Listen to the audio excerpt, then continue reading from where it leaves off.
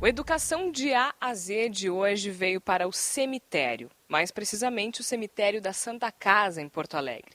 É um lugar bastante estranho, especialmente para se falar de educação, mas o professor Vladimir Fernando Krieger, de Novo Hamburgo, mudou isso.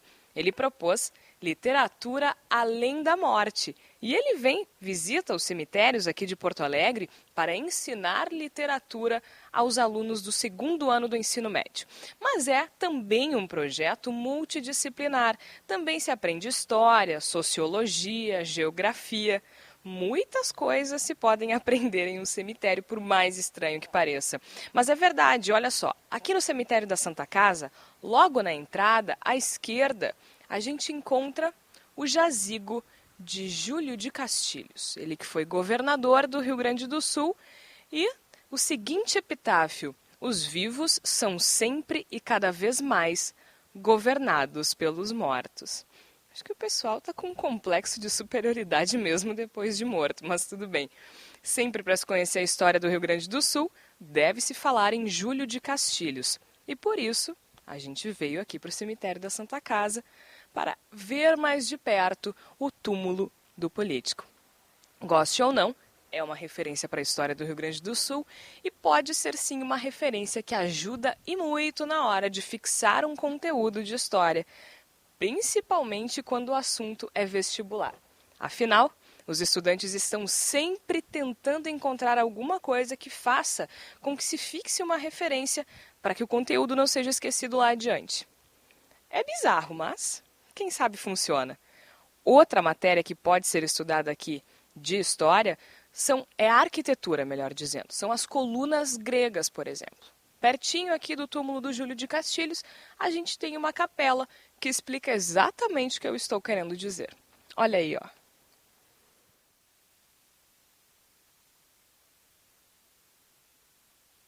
Mas o cemitério da Santa Casa também é muito famoso pelas celebridades e artistas que abriga.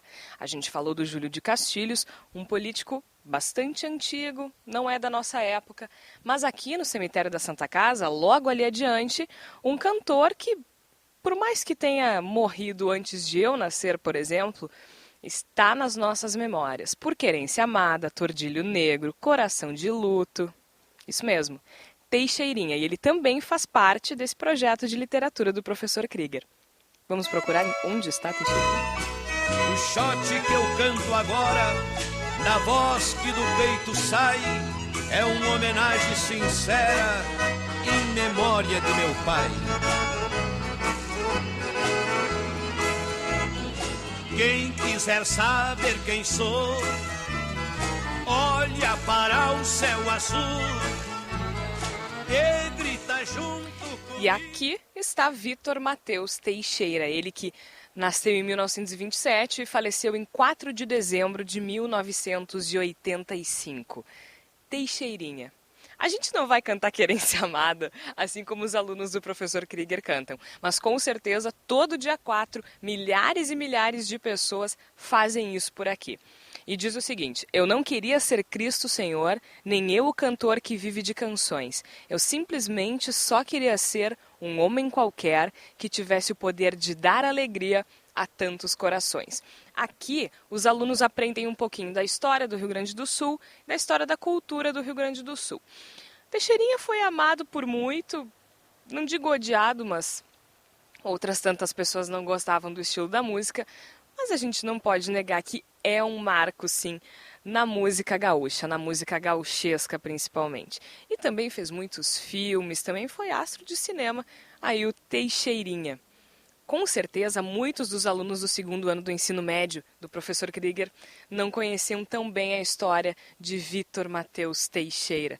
Coração de Luto, Tordilho Negro e assim por diante. São muitas as canções e, claro, a famosa Querência Amada. Quem quiser saber quem sou, olhe para o céu azul. Agora a gente vai continuar andando, porque tem mais coisa para ver aqui no cemitério da Santa Casa.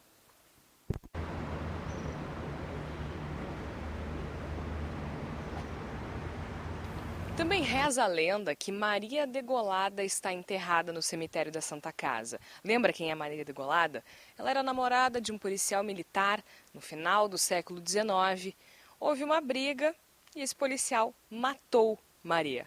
Maria foi degolada e virou santa. Isso aconteceu lá no Morro da Conceição. Por isso que se chama Maria da Conceição, a Vila Maria da Conceição, no bairro Partenon, em Porto Alegre. E reza a lenda que ela está enterrada no jazigo 741, aqui do cemitério Santa Casa. Mas quando a gente chega por aqui, a gente vê que é o túmulo de outra pessoa. Isso porque não há um enterro formal, não há um túmulo formal de Maria degolada. Mas é claro que vale a passagem. E para memorizar uma lenda dessas, vale a pena.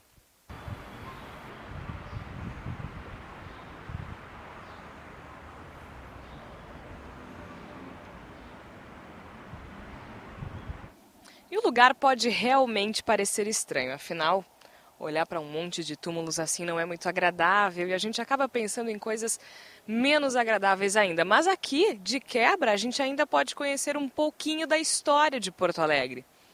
Olha aí o Estádio Olímpico, uma vista panorâmica.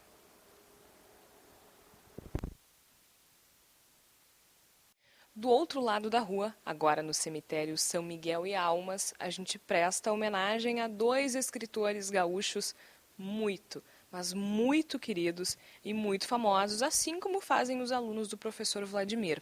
Agora a gente está em frente à sepultura de Mário Quintana, o principal poeta do Rio Grande do Sul. Aqui os alunos leem poemas, se organiza na verdade um grande sarau e cada aluno que ler um poema ganha um quindim, o doce preferido do poeta. O Nélio Castamã, que faz essas imagens comigo, não me deixou comer um quindim, mas um poema a gente vai fazer. Poeminha do Contra. A todos esses que aí estão, atravancando o meu caminho, eles passarão, e eu, passarinho.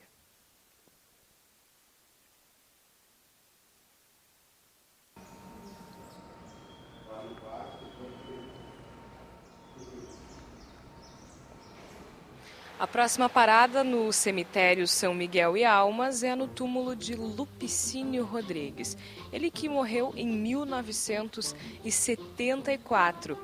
Mas toda semana, milhares e milhares e milhares de pessoas cantam pelo menos uma das músicas de Lupicínio.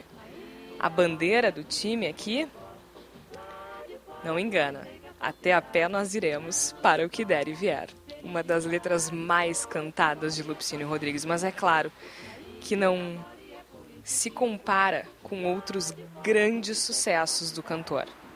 Nervos de Aço, Felicidade e assim por diante. Os alunos param aqui também para prestar a homenagem ao inventor da dor de cotovelo. O professor bem que gostaria de cantar o hino do Grêmio, mas normalmente não é essa a homenagem que se presta aqui. De qualquer maneira, nós gremistas agradecemos ao Lupicínio. Felicidade foi-se embora e a saudade no meu peito ainda mora e é por isso que eu gosto. Lá de fora conquistei... 7 anos após aquela terrível sexta-feira, 13 de dezembro de 1963... pode-se afirmar, sem risco de exagero, que Antares esqueceu o seu macabro incidente. Ou então, sabe fingir muito bem. Quem não lembra de Incidente em Antares, uma das principais obras de Érico Veríssimo, a nossa última parada no cemitério São Miguel e Almas. Em Incidente em Antares, os mortos voltam à vida. Não é bem o que acontece agora, até porque muita gente ia se assustar e muito. Mas os mortos continuam ensinando muita coisa aos vivos.